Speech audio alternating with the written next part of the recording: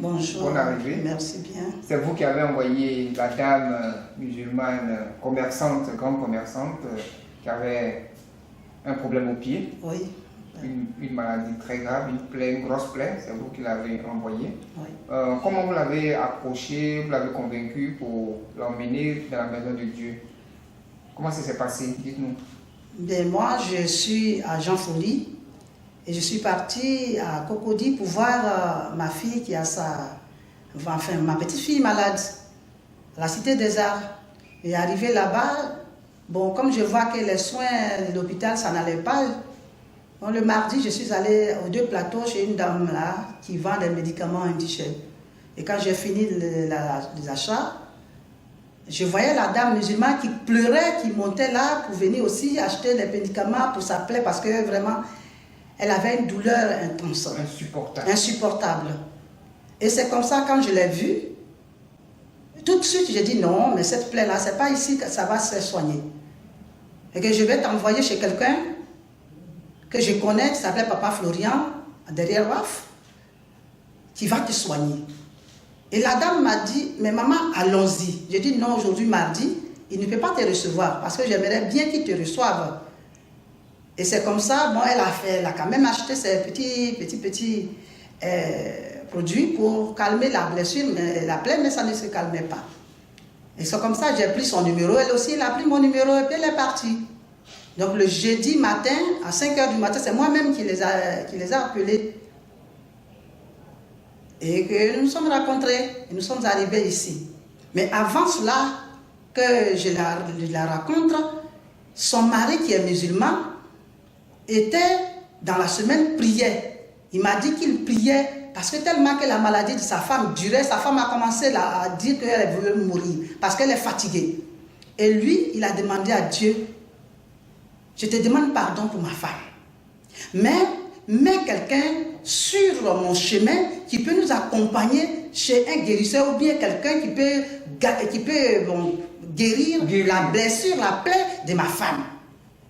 Et c'est comme ça, quand la dame et moi nous sommes quittés, le soir venu, elle a dit à son mari que j'ai rencontré une maman qui voulait nous accompagner chez quelqu'un qui pouvait guérir ma plaie. Et le mari a dit, donc, comme moi j'ai demandé à Dieu de mettre quelqu'un sur mon chemin, c'est que Dieu a écouté ma parole. Donc, je ne peux pas laisser, on va partir. Et c'est comme ça que nous sommes arrivés ici.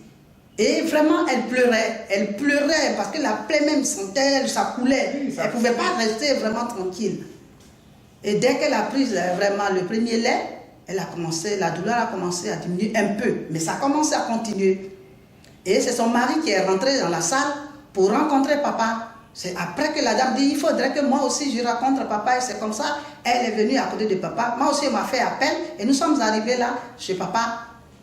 Et quand papa a commencé à montrer les vidéos des blessures des autres personnes, des plaies, elle a commencé à regarder, vous dire, bon, dis donc, mais est-ce que ça là, c'est étrange. Et papa a commencé à asperger le parfum Saint-Michel sur elle. Et quand il a fini, elle a dit à son mari, la douleur a disparu. Sur l'hôtel là-bas. La douleur a disparu. La douleur a disparu. Et nous tous on a entendu. Et c'est comme ça, nous sommes ressortis. Et de là, jusqu'à ce qu'on reparte, elle a marché jusqu'à ce qu'on se ressorte de la cité. Celle qui ne pouvait pas marcher. Elle a marché jusqu'à ce qu'on ressorte de la cité. On a pris un roro et depuis 2 ans, elle ne monte pas dans le bas. Parce qu'elle ne peut pas monter avec des gens, parce que la plaie sent, la plaie, elle ne peut pas. Et ce jour-là, nous sommes montés dans Baka pour arriver jusqu'à la gare de Bassam. Et de là, elle me dit, maman, moi je m'avais agamé pour faire mon marché. Et elle est partie faire son marché. Elle est partie faire son marché et moi je suis rentrée chez ma petite fille à Cocody. Elle qui pleurait. Elle qui pleurait, qui ne pouvait pas, elle allait faire son marché. Parce qu'elle a dit, bon, elle va commencer les traitements, donc il faut qu'elle fasse un marché pour quelques jours pour la maison. Et dans le bac, elle a dormi à ce qu'on arrive, jusqu'à ce qu'on arrive à la gare de Bassam. Elle qui ne dormait pas. Elle qui ne dormait pas. Gloire à Dieu. Mais il y a un petit détail, parce que le matin, quand vous êtes arrivé, Oui. Elle avait du mal même à monter la petite marche qui va vers l'hôtel de Papa Florian. Oui. Mais quand elle a pris le lait, après ça, Et elle est repartie vers Papa Florian. Elle a pu monter facilement. Oui, elle est montée facilement parce que la douleur a commencé à diminuer. La douleur a totalement disparu. Quand papa a commencé à asperger le parfum Saint-Michel sur elle, la douleur a disparu. Parce que j'ai cheminé avec elle jusqu'à la gare de Bassam. Elle ne pleurait pas. Elle a dormi dans Bakala. Et le chauffeur de Bakala même était... lui-même, il dit qu'on a parlé, le monsieur parlait de Papa Florian. Et le chauffeur de Bakala dit, mais moi j'ai entendu parler de ce monsieur, mais je ne suis jamais allé là-bas. Et le musulman là qui dit au chauffeur de Bakala, il faut partir là-bas, hein, parce qu'il est bien. Il faut partir là-bas. Parce que ma femme, le mari musulman là qui est venu la première fois, il s'est dit, il faut partir chez Papa Florian, parce qu'il est bien. Et le chauffeur de Bakala dit, mais tu as dit que ta femme ne dormait pas depuis 2 ans. Mais c'est pas elle qui dort depuis que vous êtes rentré dans ma voiture. Elle a dit oui, c'est la première fois que nous sommes arrivés chez Papa Florian. Mais aujourd'hui même, le miracle s'est opéré.